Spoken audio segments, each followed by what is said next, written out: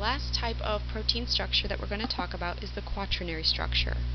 So you're going to justify why some proteins require this, but others don't. Describe the forces used to stabilize quaternary structure, differentiate homotypic and heterotypic quaternary structures, and organize proteins based on symmetry and protein type. Okay, first off, so some proteins absolutely require quaternary structure, which, if you remember, this is the interactions of two or more peptide chains of tertiary structure, of the 3D structure. So a very common example of this is hemoglobin and myoglobin. So we're going to talk about those, hemoglobin and myoglobin. So both of these, as you can tell by the name, are globular proteins, and these are used to carry oxygen in your blood. So the hemoglobin is made up of four different globular proteins that all interact together. Okay. So because there are 4 subunits, this is called tetrahedral.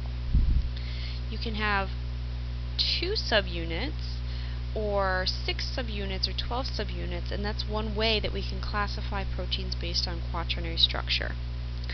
Overall, this is called the globin fold because it's found in hemoglobins and myoglobins, and this is used to transport oxygen molecules. So each one of these has an iron 2 in the center that can be used to bind oxygen, molecular oxygen, and transport it throughout your blood. Once oxygen binds one of these subunits, it undergoes a conformational change, which then increases the ability to bind the next oxygen in the next subunit.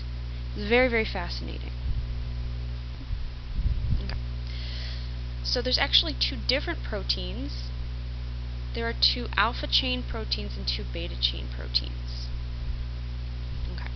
And so because these chains are different, it can be considered heterotypic.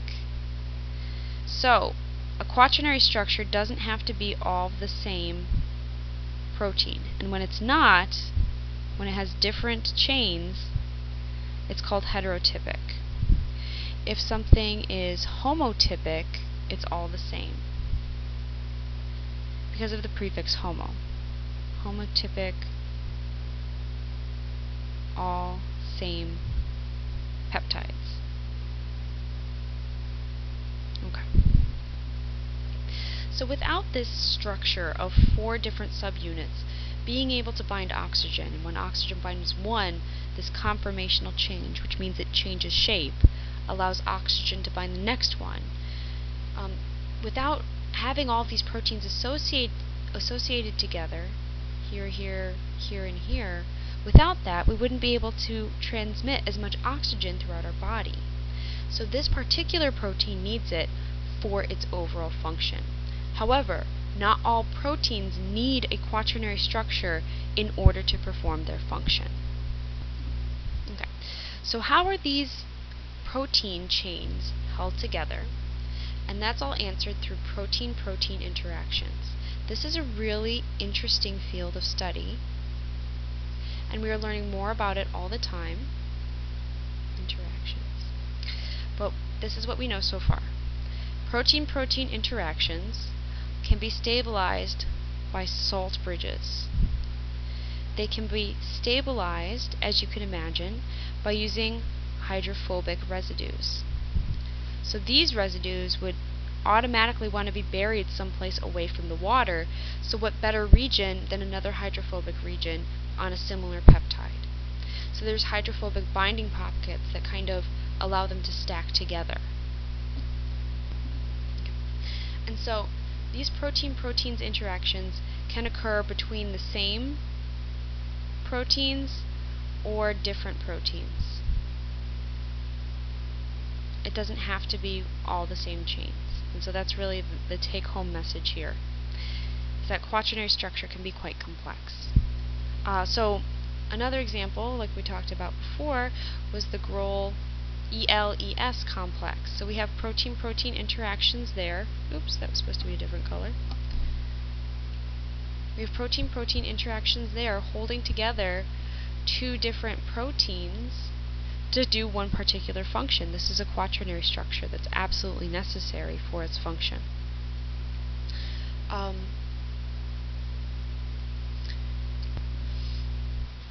Other examples and other things in terms of structure and naming. So you can name quaternary structures and describe it by the number of chains. You can also describe it by how those chains are arranged in symmetry.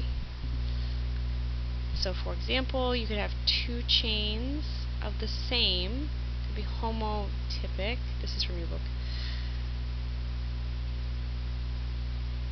But they can be arranged symmetrically like this.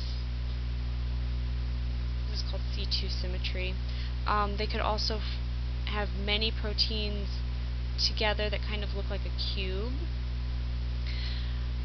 So we're able to classify proteins based on the number of chains involved, whether or not those chains are the same or different, and also kind of the symmetry. So just keep that in mind.